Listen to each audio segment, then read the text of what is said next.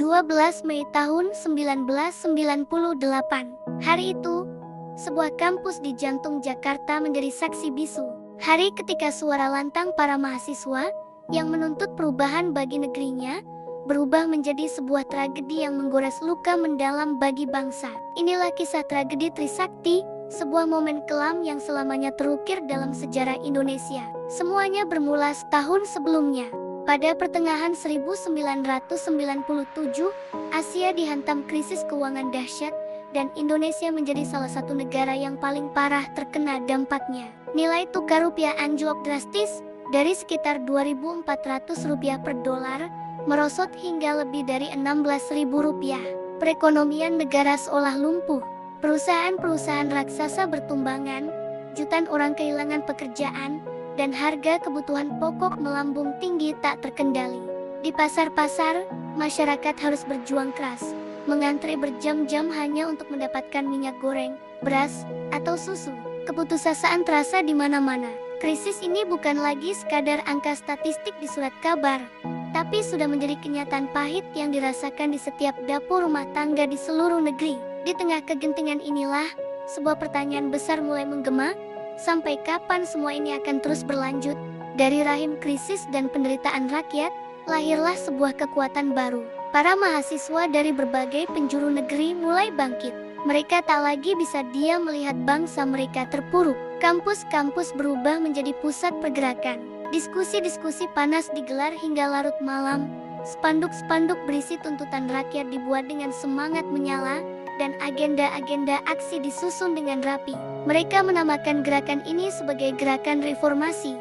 Tuntutan mereka jelas: turunkan harga, berantas korupsi, kolusi, dan nepotisme, serta yang paling utama, tuntut suksesi kepemimpinan nasional yang telah berkuasa selama lebih dari 3 dekade. Gerakan ini menjadi harapan baru bagi jutaan rakyat Indonesia yang mendambakan perubahan. Suara mahasiswa menjadi suara rakyat. Pada hari Selasa, 12 Mei tahun 1998, ribuan mahasiswa Universitas Trisakti berkumpul di dalam kampus mereka di Grogol, Jakarta Barat. Niat mereka satu, menggelar aksi damai untuk menyuarakan aspirasi reformasi. Mereka tidak membawa senjata, tangan mereka kosong, hanya spanduk dan poster yang menjadi alat perjuangan mereka. Sekitar tengah hari, mereka mulai bergerak keluar kampus, berencana untuk berjalan kaki menuju gedung DPR atau MPR. Namun, langkah mereka terhenti oleh barikade aparat keamanan yang berjaga ketat. Hanya beberapa ratus meter dari gerbang kampus, negosiasi pun dilakukan. Para mahasiswa mencoba berdialog dengan aparat, menyampaikan bahwa aksi mereka adalah aksi damai. Namun, jalan mereka tetap diblokade. Akhirnya, setelah berorasi di depan barisan aparat, pimpinan mahasiswa memutuskan untuk menarik mundur pasukannya kembali ke dalam kampus secara tertib untuk menghindari bentrokan. Sore itu, sekitar pukul 5, saat barisan mahasiswa mulai bergerak masuk kembali ke pelataran kampus, suasana damai tiba-tiba berubah mencekam. Ketegangan yang tadinya sempat mereda, kini meledak tanpa diduga. Aparat keamanan yang berjaga mulai bergerak maju, mendorong mahasiswa yang berada di barisan belakang. Situasi menjadi kacau balau. Provokasi dari pihak tak dikenal memicu kepanikan. Para mahasiswa yang tadinya berjalan dengan tertib, kini berlarian panik, mencoba menyelamatkan diri ke dalam gedung-gedung di lingkungan kampus mereka. Langit Jakarta yang mulai temaram menjadi saksi ketakutan yang menyelimuti area Grogol. Dari luar kampus, aparat terus merangsek maju. Di tengah kekacauan itu, suara yang paling ditakuti pun terdengar. Tembakan dilepaskan, bukan lagi peluru karet atau gas air mata, tapi peluru tajam yang diarahkan ke kerumunan mahasiswa. Di dalam benteng kampus mereka sendiri, para pejuang reformasi itu tumbang. 4 mahasiswa Universitas Trisakti gugur pada hari itu. Mereka adalah Elang Mulia Lesmana, mahasiswa Fakultas Teknik Sipil dan Perencanaan Angkatan ke-1996. Heri Hertanto, mahasiswa Fakultas Teknik Industri Angkatan ke-1995. Hafidin Royan, mahasiswa Fakultas Teknik Sipil dan Perencanaan Angkatan ke-1996. Dan Hendriawan Sai, mahasiswa Fakultas Ekonomi Angkatan ke-1996. Mereka gugur sebagai pahlawan reformasi, Nama mereka terpatri selamanya dalam sejarah perjuangan demokrasi Indonesia. Kepergian mereka bukan akhir, melainkan awal dari sebuah gelombang yang jauh lebih besar. Kabar gugurnya 4 mahasiswa Trisakti menyebar dengan cepat seperti api.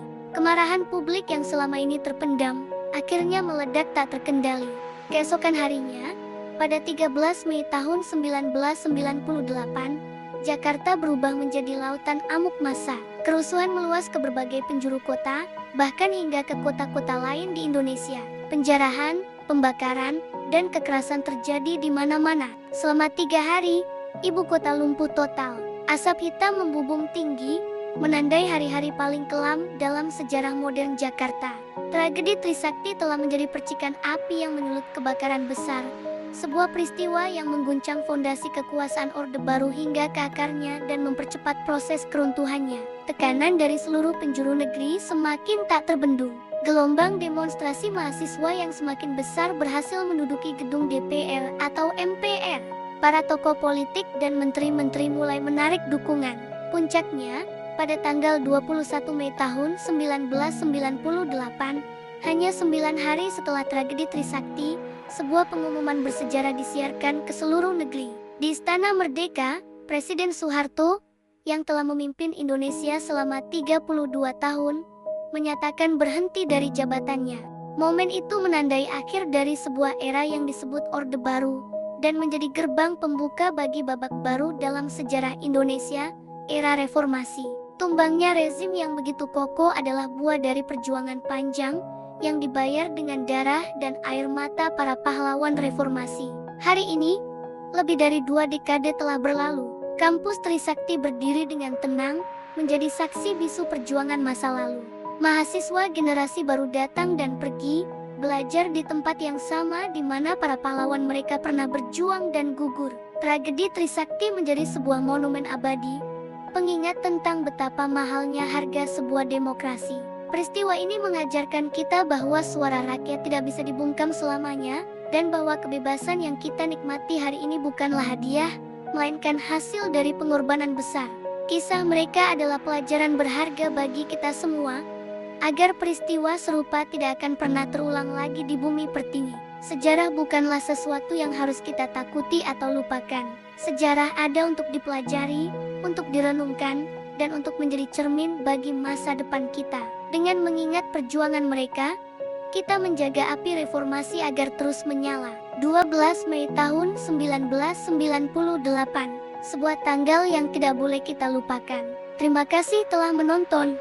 Jangan lupa untuk membagikan video ini agar lebih banyak orang yang mengenal sejarah bangsanya. Sampai jumpa.